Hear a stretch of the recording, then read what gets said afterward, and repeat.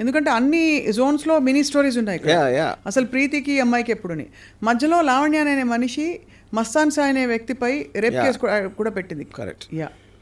So అంటే ఒకటే మనకి హెడ్లైన్స్ చూసుకుంటే ఈవిడే మరి ఆవిడ పరిస్థితిలో డిఫెన్సో మరి ఏమిటో ఈవిడ చాలామంది డేటా ఆవిడ దగ్గర ఉంటుంది ఫోటోగ్రాఫ్స్తో పాటు. చివరికి అరెస్ట్ చేయబోయే పోలీసులది కూడా అదే అడిగాం. How did you manage to click a photograph of the guy trying to arrest you? నేను ఇలా పెట్టుకున్నాను వాళ్ళకి తెలియదని చెప్పి. సో ఆబ్వియస్లీ అది ఒక షార్ప్ రేసీ మైండ్. నేను అదే చెప్తున్నాను, that is what is indicating that she's got a criminal mind అంటున్నాను. That is what. ఎందుకంటే మామూలు ప్రజలు అలా తట్టను కూడా తట్టదు. They will just get surprise that ఎవరినో వచ్చారని. జరుగుతున్నప్పుడు your mind is parallelly thinking of to shoot a video or record an audio అనేది you are constantly in that zone of thinking. That is what is called a criminal mind. Yeah. Under political pressure or under top officials pressure, is it possible to take any civilian and keep them in jail for 43 days? No. They can never do that to women, especially involved with drugs. Drugs related cases lo ఇలాంటిది ఒక top official ప్రమేయంతో చేస్తాను మాత్రం నేను believe చేయను. It's impossible the police can be. ఇప్పుడు police కూడా human బీయింగ్సే. Yes, it can happen in the context. But మీరు ఎంతవరకు చేయగలుగుతారో అరెస్ట్ వరకు చేయగలుగుతారు. Right. You can't even put remand on that. మీకు అందుకనే మీ ప్రాసెస్లో ఇన్ని చెక్స్ అండ్ బ్యాలెన్సెస్ తర్వాతే అలాంటిది వస్తుంది. వీళ్ళందరినీ మేనేజ్ చేయాలంటే ఎంత ఇన్ఫ్లుయెన్స్ ఉండాలో ఒకటి. ఆ వ్యక్తి ఎందుకు చేస్తాడు అసలు? How does it make a difference to the police? Yeah, to the police or even the people concerned. Correct. ఇప్పుడు అమ్మాయిని వదిలించుకోవాలంటే వదిలించుకుంటారు. డ్రగ్స్ కేసులో ఇరికిచ్చి 43 days రిమాండ్లో పెట్టడం అనేది రిడిక్యులస్ పాయింట్ అది. ఇందులో ఇన్నేళ్ళు డ్రగ్స్ కేసులో లేకపోతే డ్రగ్స్తో లింక్స్ ఉన్నాయి అనే మనిషితో రాజ్ తరుణ్ సహజీవనం చేసినప్పుడు అతను కూడా కొద్దో గొప్ప ఉండుంటాయా, అతను తెలియకుండా ఇది అవుతుందా అని మధ్యలో వచ్చే కొంతమంది సో కాల్డ్ అంటే అనలిస్ట్ కావచ్చు, వాళ్ళు లావణ్య బిహాఫ్ మీద ప్రశ్నిస్తున్నారు. See, that is not, I mean, I don't know about that. ఎందుకంటే చాలామంది పక్కన వాళ్ళు తీసుకోరాళ్ళు. అదే పర్సనల్ సెన్సిబిలిటీయా లేకపోతే టేస్టా లేకపోతే what they think about it. So I think just because I am moving with some person who takes drugs, that doesn't automatically mean that you are also into drugs. Yeah.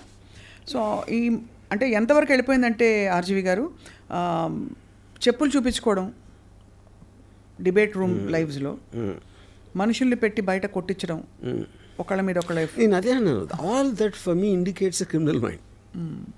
ఇప్పుడు ఇంత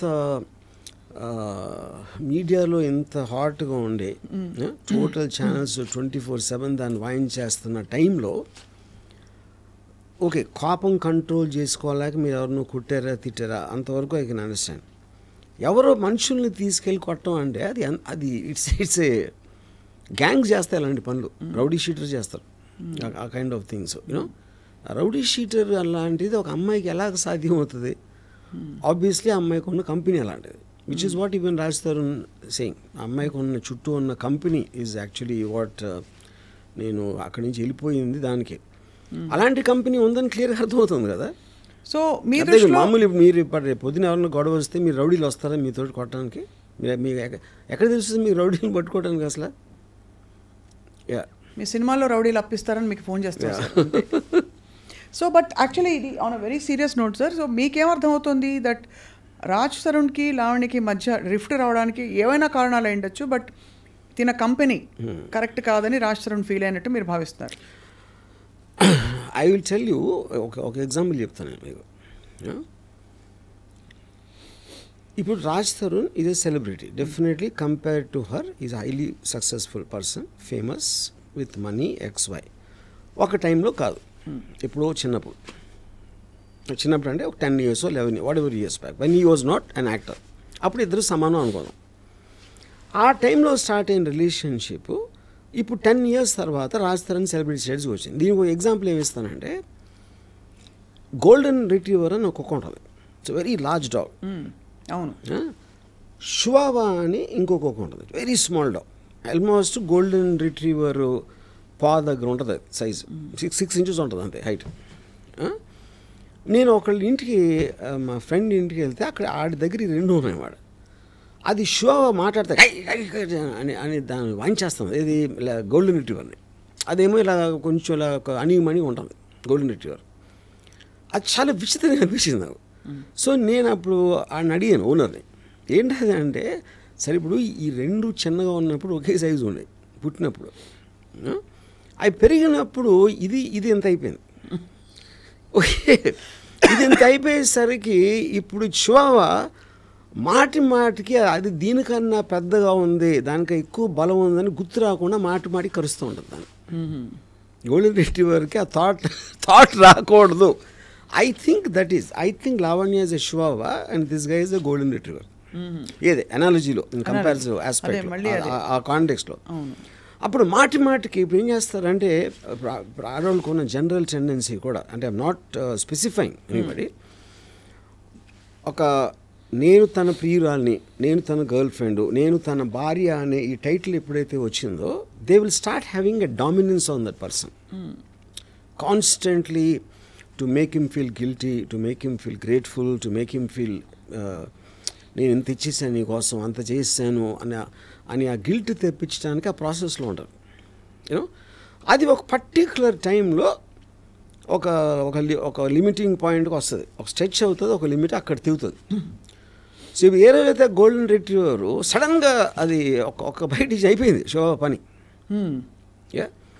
so ఇప్పుడు మీరు అదే ఆ sense of righteousness తోటి నన్ను వదిలేసి ఇంకొక అమ్మాయి దగ్గరికి వెళ్ళాడు అంటే, she is trying to garner public sympathy, which is the reason మీడియాకి రావటం, పోలీస్ కంప్లైంట్ చేయటం అనేది అది పాయింట్. దెన్ ఇంకా లీగల్గా ఒకవేళ ఛాన్స్ ఉంటే ఏదన్నా డబ్బులు.